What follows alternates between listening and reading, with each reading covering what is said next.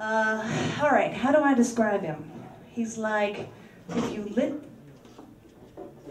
lit the acid we all took when we walked in the door on fire, and then you stuffed it up your butthole, and you burst into flames. That would be Martin Dockery, everyone. He's going to do something I believe he's never done before, and I expect only experience and perfection, so he better not fuck it up. Everyone, Martin Dockery, everyone. Everyone.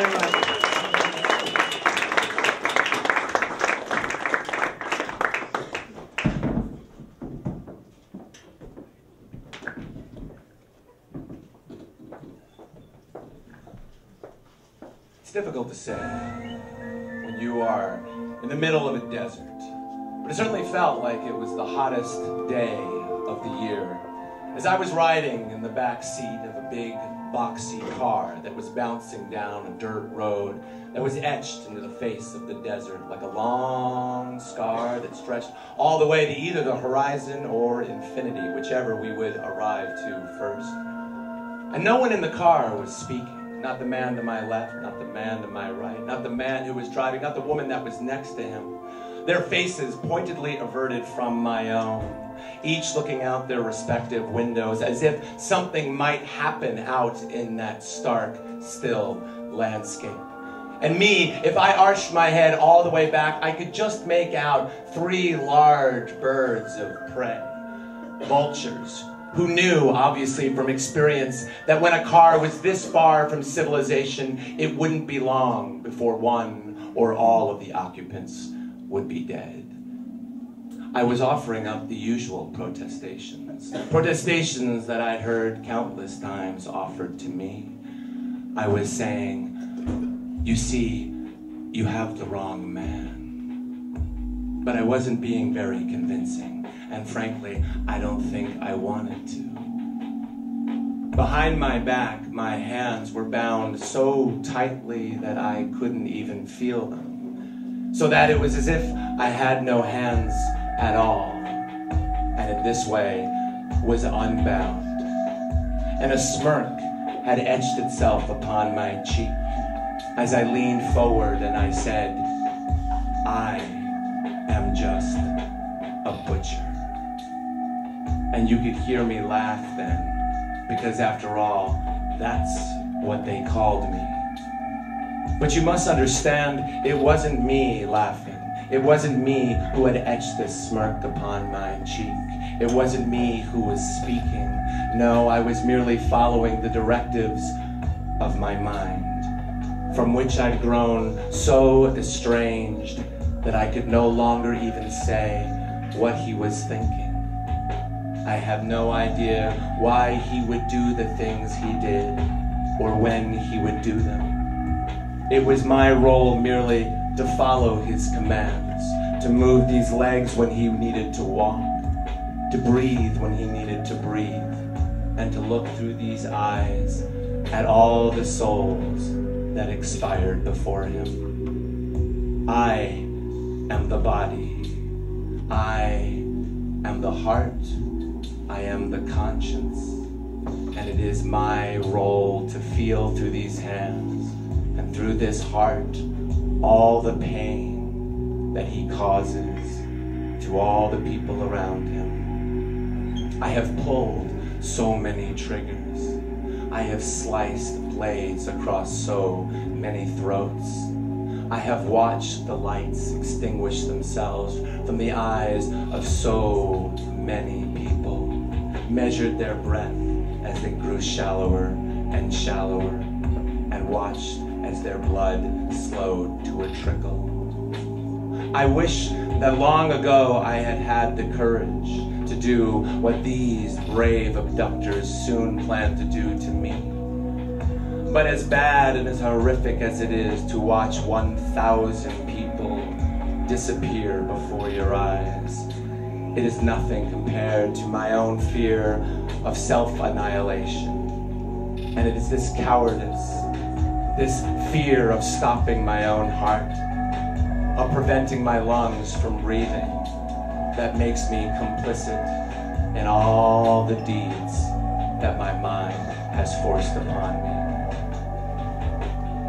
I wish they wouldn't wait until we would arrive at the grave that they have already dug for me, because they do not know that even now my mind is directing me to move forward on my seat, to tense my muscles, to prepare myself to spring into action. And then I do, with their faces still hidden behind the sunglasses, which prove to me that even here and now they are afraid. I suddenly leap forward over the back seat, and like a javelin, spear the crown of my head into the steering column. And the horn blares, and it announces pandemonium. He swerves to the right, and his hand finds its way into my mouth, and I am commanded to bite down upon it more forcibly than I have ever bit upon anything in my life. And he springs away from the wheel, and we lose control, and the car begins to spin, and it perches down the side of an embankment, and soon it is launched into the air, and we, like a ballerina, performing a triple axel, turn axle over axle, as I, in the middle, refuse to protect myself, tossed around the cabin until we finally come to rest on all four wheels.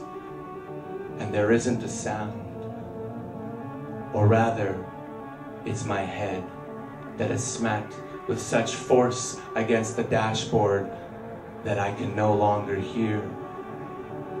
Like birds awakening at dawn, slowly the sounds reemerge, the hissing of the engine, and the moans and the cries of the passengers in the car with me, as death slowly wraps its embrace around them. And though my legs are broken and my body is twisted into an impossible shape, what I'm aware of most is that my mind is gone. And for the first time, I am free. And when I move, they are my movements.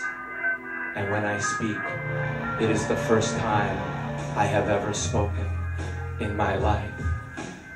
My head has landed in the lap of the woman in the front seat, and I am looking up at her as she looks down at me, her eyes trembling with the fear of death. And there is a bubble that is blowing out of her nose, and then is sucked back in, and then blows out, glistening and red. And I say up to her, I'm sorry. I'm so sorry. And she is looking at me, and then with no change in her eyes whatsoever, she is no longer looking at anything. And that bubble has deflated, and it is dripping now across her upper lip. And me, I am slithering towards one of the doors that have been blown open. Like a snake, like a worm, I drop down out of the car onto the hot desert floor. And I slither and wiggle my way out into the sun, which I pray will bake me, which will evaporate me like a worm. And my mouth is so dry, and I feel like the sand, which I will soon become a part of. And the birds of prey, they've already descended upon the car and are picking their way through it. And soon they walk, they waddle their way towards me. And I think finally it will come, that even they recognize death in me.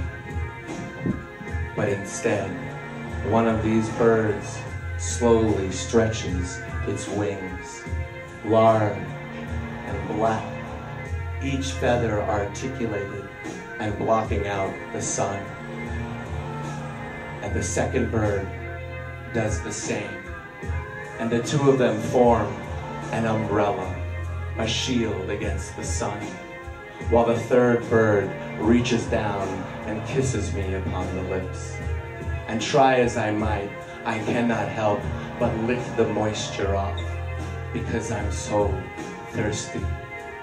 And I don't want to drink, but I cannot stop, as liquid is deposited into my mouth.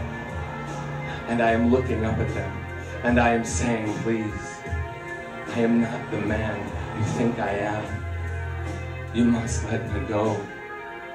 But they do not respond, and instead they look at me with eyes that register nothing but unconditional love.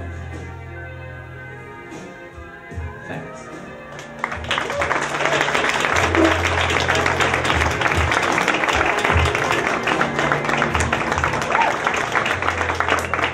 Mr. Martin Dockery, everyone.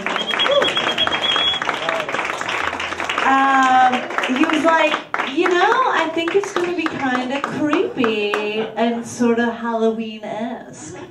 I think it was. Am I right? I'm pretty sure we're all a little. I peed in my pants. I'm pretty sure he's going to kill me tonight. A bird, something. It's fine. Mr. Martin Dockery, everyone. Fuck yeah.